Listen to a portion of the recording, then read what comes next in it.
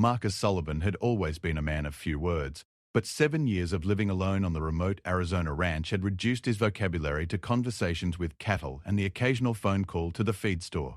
The nearest neighbor lived 12 miles away, and the closest town, Copper Ridge, was a 40-minute drive through winding desert roads that most people avoided after sunset. The ranch had belonged to his grandfather, then his father, and now it was his burden to carry. 3 generations of Sullivan men had worked this harsh land, fighting drought, market crashes, and the relentless Arizona sun. Marcus had inherited not just the property, but also the family tradition of keeping to themselves. His grandfather used to say that a man who talked too much was a man who thought too little, and Marcus had taken that wisdom to heart.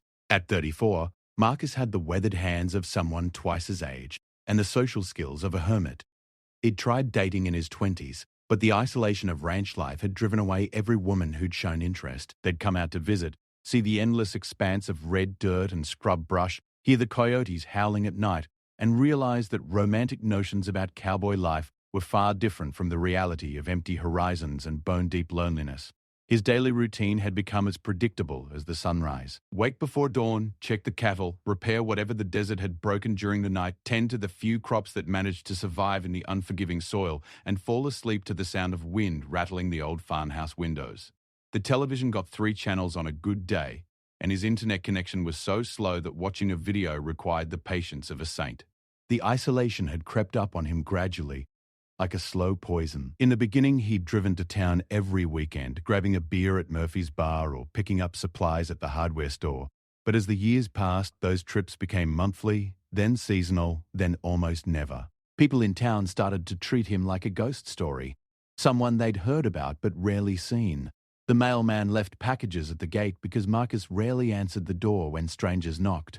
It was on a particularly quiet Thursday in October when Marcus first heard the voice. He'd been fixing a broken fence post about a mile from the main house when a woman's voice, clear as a church bell, drifted across the desert air. She was singing something in a language he didn't recognize, a haunting melody that seemed to come from everywhere and nowhere at once. Marcus straightened up, hammer in hand, and looked around the empty landscape. The nearest road was 5 miles away, and he hadn't seen another vehicle all week. The singing continued for several minutes, rising and falling with the wind, before fading into silence. He stood there for a long time, wondering if the isolation had finally gotten to him, if his mind was starting to create companions where none existed. But the voice had been so real, so present, that he couldn't dismiss it as imagination.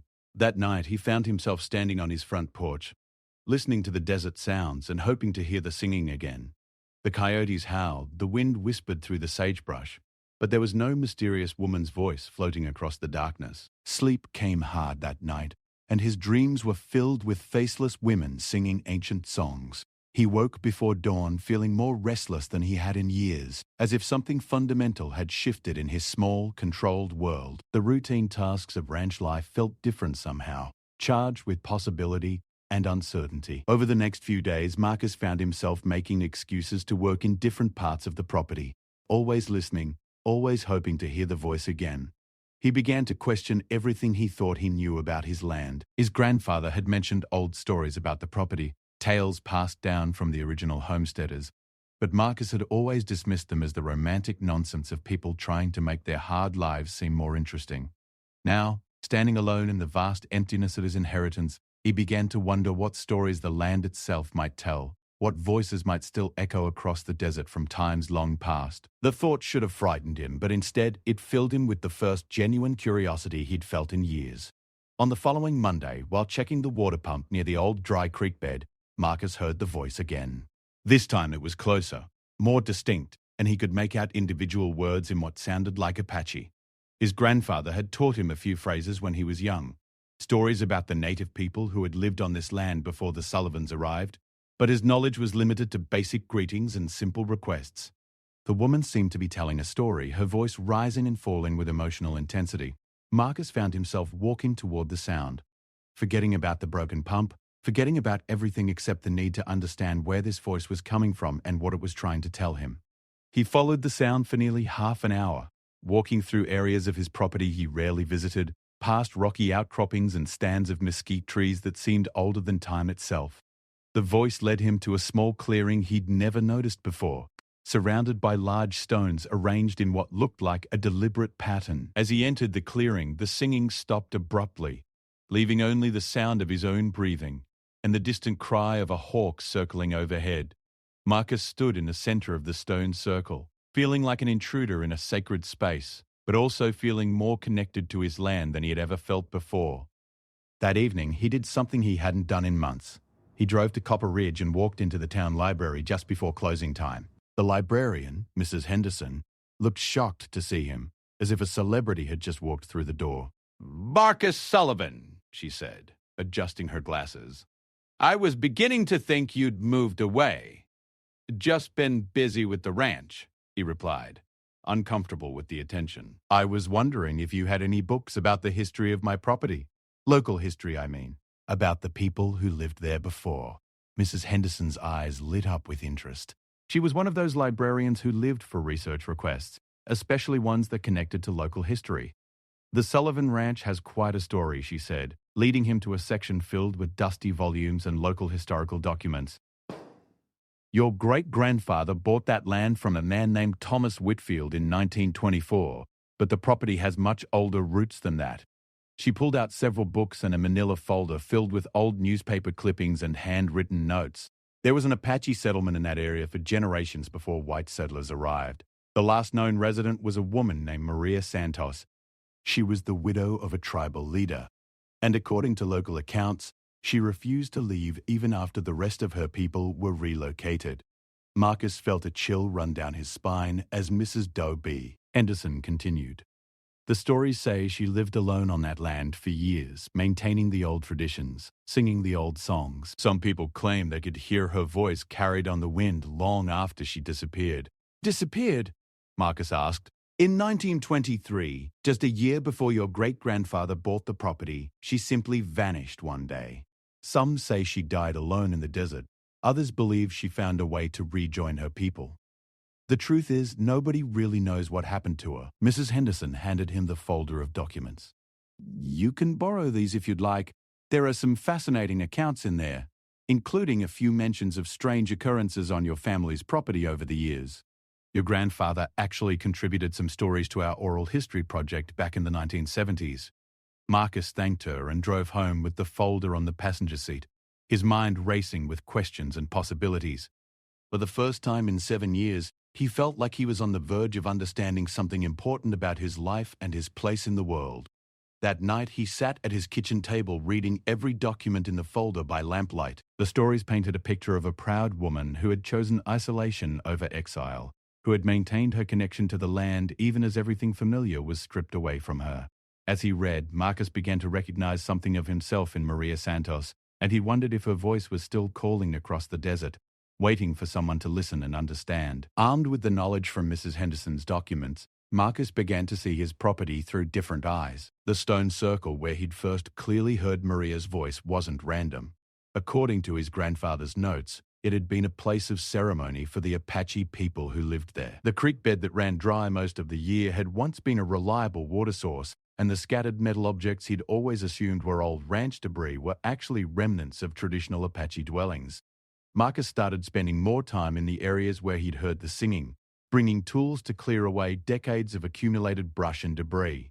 As he worked, he found himself talking aloud, describing what he was doing, telling the empty air about his discoveries. It felt foolish at first, but gradually became as natural as his conversations with the cattle. "Found some pottery shards today," he said to the wind while cleaning near the stone circle. "Beautiful work. Your people knew what they were doing." He paused, feeling self-conscious, then continued. "I'm trying to take care of the land the way you would have wanted. I don't know if I'm doing it right, but I'm trying."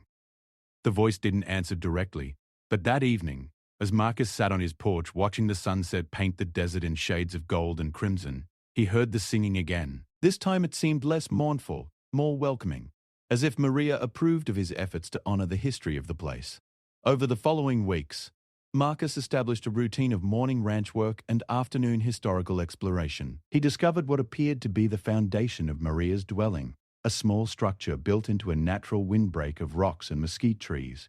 Near it, he found evidence of a garden, long overgrown but still showing the careful terracing that would have made cultivation possible in the harsh desert environment. The more he learned about Maria Santos and her solitary life, the more Marcus felt a kinship with her story. Like him, she had chosen isolation. But while his solitude was born of shyness and fear, hers had been an act of defiance and preservation. She had stayed to keep something alive that would otherwise have been lost forever. Reading through his grandfather's notes, Marcus learned that previous generations of his family had occasionally heard unexplained sounds on the property. His great-grandfather had mentioned Indian singing in his journals, but had dismissed it as wind through the rocks. His grandfather had been more curious, even leaving offerings of food and water near the stone circle during particularly dry years. "Granddad believed in respecting the spirits of the land," one note read. "Said it was only proper, since we were the newcomers here." Never saw anything myself, but sometimes felt like I wasn't alone when working the far sections. Not in a scary way, more like having a watchful guardian nearby. This revelation changed how Marcus thought about his family's relationship with the property. They hadn't been conquerors or destroyers, but careful stewards who understood they were sharing the land with something larger than themselves. The knowledge gave him a sense of continuity and purpose he'd never felt before.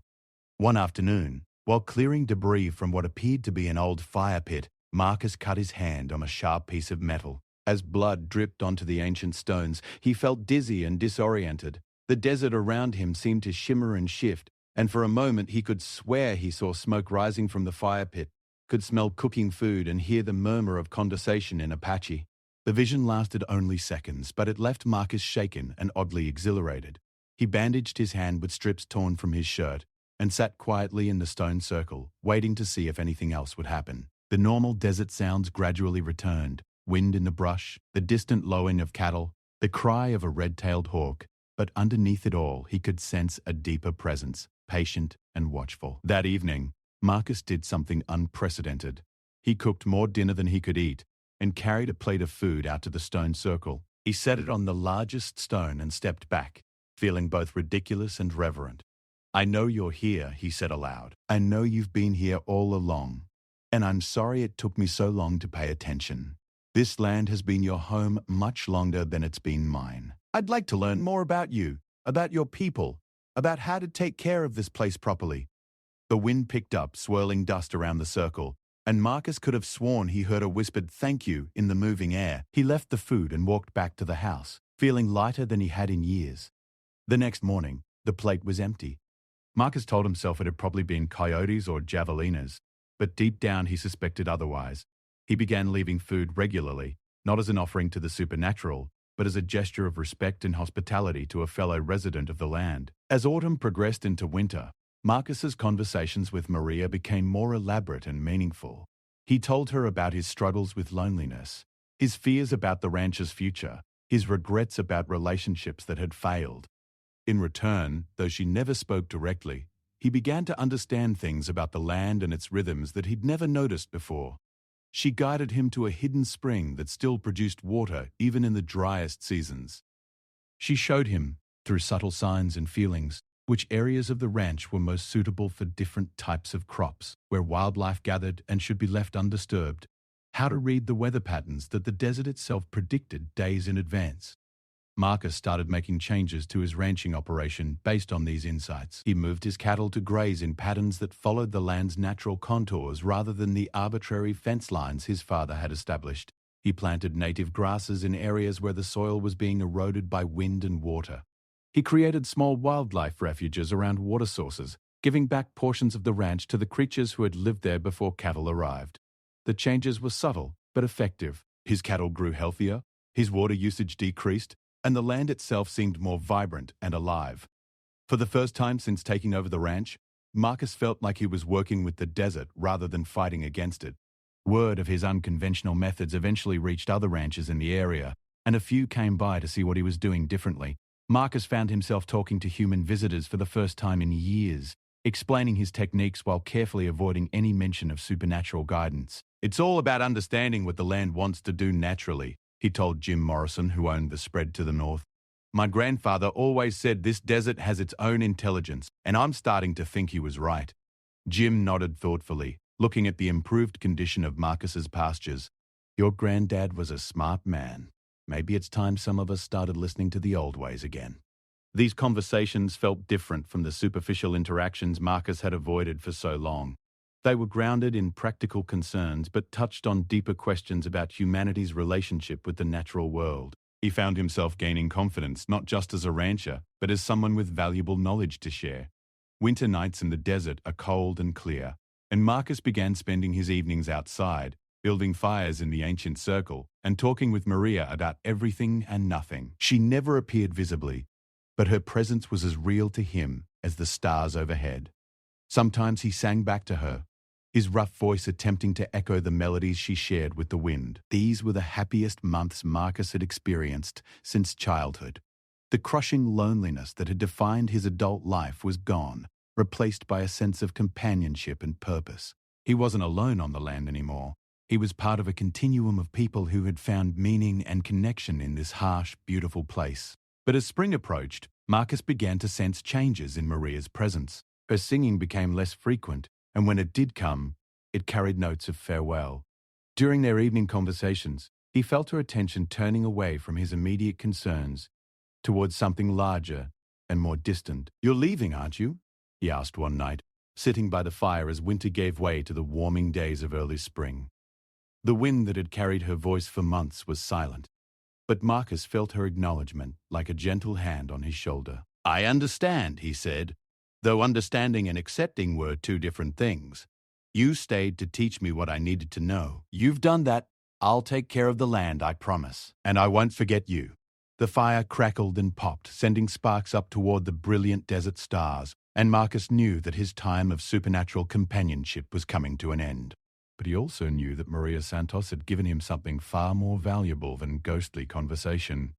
She had taught him how to belong to a place, how to be alone without being lonely, and how to honor the past while building toward the future. Spring arrived with a burst of wildflowers that painted the desert in colors Marcus had never noticed before. The changes in his land management were paying visible dividends. Areas that had been barren for decades now bloomed with native plants, and wildlife was returning to places where it hadn't been seen in years. But the most dramatic change was in Marcus himself. The shy, withdrawn rancher who had hidden from human contact was gone, replaced by someone who understood that true solitude wasn't about avoiding others, but about being comfortable enough with yourself to genuinely connect with people when the opportunity arose. Maria Santos had taught him that being alone and being lonely were entirely different experiences. On a warm morning in April, as Marcus was checking the hidden spring that Maria had shown him, he encountered his first human visitor in months who wasn't there on business. A young woman was sitting by the water, sketching the landscape in a worn notebook. She looked up as he approached, and instead of the panic that would have seized him a year ago, Marcus felt only curiosity. "Sorry," she said, starting to gather her things. "I didn't know this was private property. I was hiking the old Apache trail and saw the spring." "It's all right," Marcus replied, surprised by how easily the words came. "You're welcome to finish your drawing. This place is meant to be appreciated." The woman who introduced herself as Dr. Sarah Running Bear was an anthropologist from the University of Arizona, conducting research on historical Apache settlements in the region. She was a descendant of the people who had lived on this land, and her presence felt like a confirmation of everything Marcus had learned over the winter. "My great-grandmother told stories about a woman who lived here alone for years after the relocation," Sarah said, studying Marcus's face for his reaction. "She said the woman's spirit never left, that she was waiting to pass on important knowledge to someone who would listen." Marcus felt his heart racing. Here was someone who might actually understand what he'd experienced, who wouldn't think he was crazy or lonely enough to invent supernatural companions. Carefully, he told Sarah about the singing voice, the conversations, and the knowledge he'd gained about land management and desert ecology. Instead of skepticism, Sarah's eyes filled with excitement. "She chose you," she said softly. "Maria Santos. That was her name, wasn't it?" She waited over a century for someone who would truly hear her message. Over the course of several long conversations that spring, Sarah helped Marcus understand the deeper significance of his experiences. Maria Santos had been more than just an Apache widow. She had been a keeper of traditional ecological knowledge, a master of desert survival, and a bridge between the old ways and the new world that was emerging around her. "What you learned from her," Sarah explained, represents knowledge that would have been lost forever.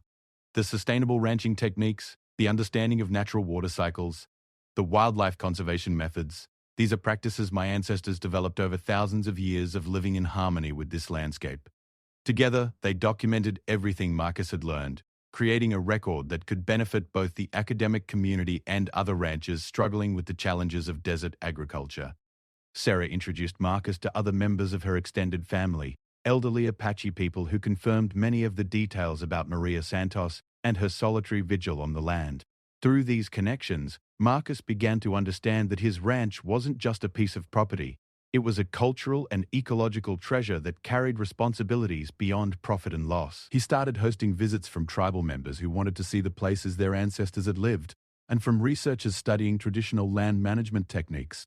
The isolation that had once defined his existence was replaced by a different kind of solitude, the peaceful confidence of someone who knows his place in the world and is comfortable with both company and solitude. Marcus still spent long days alone with his cattle and his thoughts, but now that solitude felt chosen rather than imposed. One evening in late spring, as the desert cooled from the heat of the day, Marcus was visited by Samuel Santos, Maria's great-great-nephew, who had traveled from the San Carlos Apache reservation to see the land where his ancestor had lived. The old man walked slowly through the stone circle, touching the rocks and murmuring prayers in Apache. "She was stubborn," Samuel said, smiling at memories passed down through generations. "Everyone told her to come with us, but she said someone had to stay to keep the songs alive, to keep the land remembering how to be healthy. We thought she was being foolish, but now I see she was being wise." Samuel performed a ceremony at the stone circle that night, officially releasing Maria's spirit to rejoin her ancestors and thanking her for the knowledge she had preserved.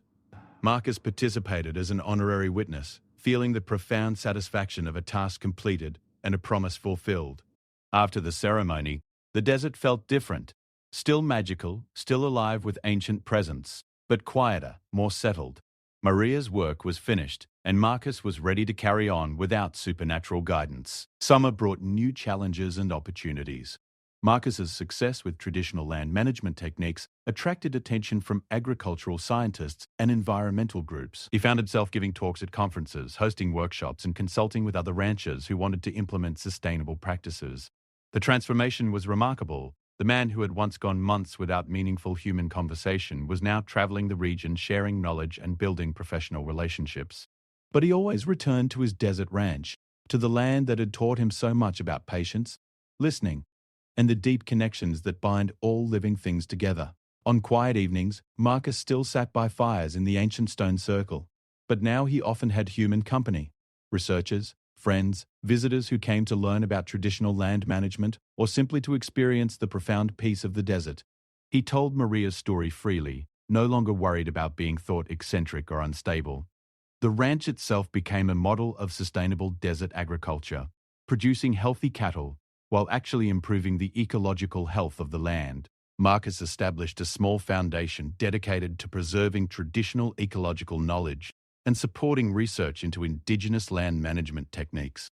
By autumn, nearly 2 years after first hearing Maria's voice, Marcus realized that his 7 years of solitude had not been wasted time, but preparation. The isolation had forced him to look inward, to listen carefully, and to develop the patience and sensitivity necessary to hear wisdom that was almost lost forever.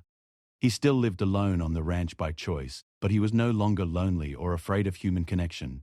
The deep relationship he had built with the land itself provided a foundation of contentment that made all other relationships more authentic and meaningful.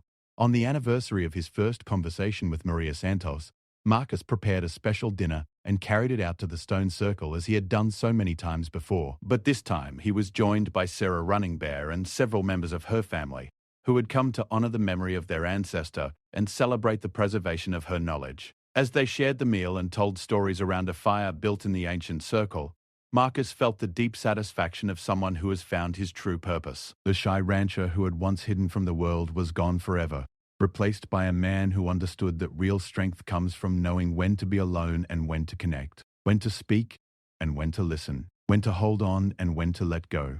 The desert around them hummed with life and possibility, and Marcus knew that Maria Santos's long vigil was finally over. The songs would continue, the knowledge would be preserved, and the land would be cared for by people who understood its true value.